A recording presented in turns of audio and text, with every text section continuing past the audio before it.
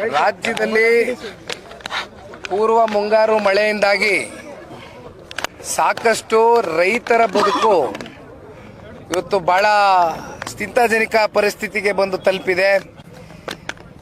ಜನತಾದಳ ಪಕ್ಷದ ನಾಯಕರುಗಳು ನಾವೆಲ್ಲರೂ ಕೂಡಿ ನಿನ್ನೆಯ ದಿನ ಕಲಬುರಗಿ ಜಿಲ್ಲೆಗೆ ಭೇಟಿಯನ್ನು ಕೊಟ್ಟಿದ್ದೆವು.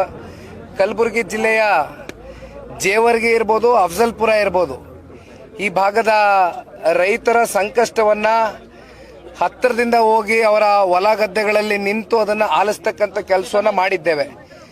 ಒಟ್ಟಾರೆಯಾಗಿ ಈ ಬಾರಿ ಅತಿವೃಷ್ಟಿಯಿಂದ ದೊಡ್ಡ ಮಟ್ಟದಲ್ಲಿ ಕೃಷಿಯನ್ನ ಬೆಳೀತಕ್ಕಂಥ ರೈತಾಪಿ ವರ್ಗಕ್ಕೆ ಏನೊಂದು ದೊಡ್ಡ ಸಮಸ್ಯೆ ಉಂಟಾಗಿದೆ.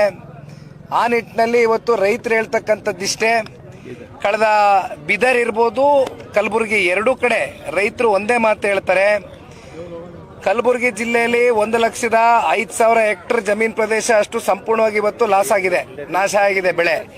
ಬೀದರ್ಗೆ ಬಂದಾಗ ನೀವು ಹತ್ತತ್ರ 79,000 80,000 ಹೆಕ್ಟರ್ ಜಮೀನು ಪ್ರದೇಶ ಸಂಪೂರ್ಣವಾಗಿ ಬೆಳೆ ಏನು ಬೆಳೀತಕ್ಕಂಥದ್ದಕ್ಕೆ ರೈತರು ಈ ಬಾರಿ ಬಿತ್ತನೆ ಬೀಜವನ್ನ ಬಿತ್ತಿದ್ರು. ಆದರೆ ಸಂಪೂರ್ಣವಾಗಿ ಇವತ್ತು ನೀವೇ ನೋಡಿದ್ದೀರಿ, ಇಳಿದು ತೋರಿಸಿದ್ದೇವೆ, ನೋಡಿದ್ದೇವೆ ನಾವು ಕೂಡ. ಉದ್ದಿರ್ಬೋದು, ಹೆಸರಿರ್ಬೋದು, ತೊಗರಿ, ವಿಶೇಷವಾಗಿ ತೊಗರಿ, ಹತ್ತಿ ಇರ್ಬೋದು, ಆಮೇಲೆ ಸೋಯಾಬೀನ್ ಇರ್ಬೋದು, ಈ ರೀತಿ ಇವೆಲ್ಲವೂ ಕೂಡ ಏನು ಪ್ರತಿ ವರ್ಷ ರೈತರು ಬೆಳೀತಾರೆ. ಆದರೆ ಈ ವರ್ಷ ಬಹಳ ಗಂಭೀರವಾದಂಥ ಒಂದು ಸ್ಥಿತಿಗೆ ಇವತ್ತು ರೈತರು ಹೋಗಿ ತಲುಪಿದ್ದಾರೆ.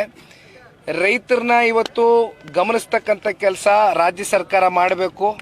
ಎಕರೆಗೆ ಕನಿಷ್ಠ ಪಕ್ಷ 20ರಿಂದ 25,000 ರೂಪಾಯಿ ಪರಿಹಾರವನ್ನ ಘೋಷಣೆ ಮಾಡುವ ಮೂಲಕ ಒಂದು ವಿಶೇಷ ಪ್ಯಾಕೇಜ್ನ ರೈತಾಪಿ ವರ್ಗಕ್ಕೆ ಈ ಬಾರಿ ರಾಜ್ಯ ಸರ್ಕಾರ ಇಡಬೇಕು ಅಂತಕ್ಕಂಥದ್ದು ರೈತರ ಪರವಾಗಿ ಇವತ್ತು ಪಕ್ಷದ ವತಿಯಿಂದ ನಾವೆಲ್ಲರೂ ಆಗ್ರಹಿಸ್ತೀವಿ, ಒತ್ತಾಯಿಸ್ತೇವೆ.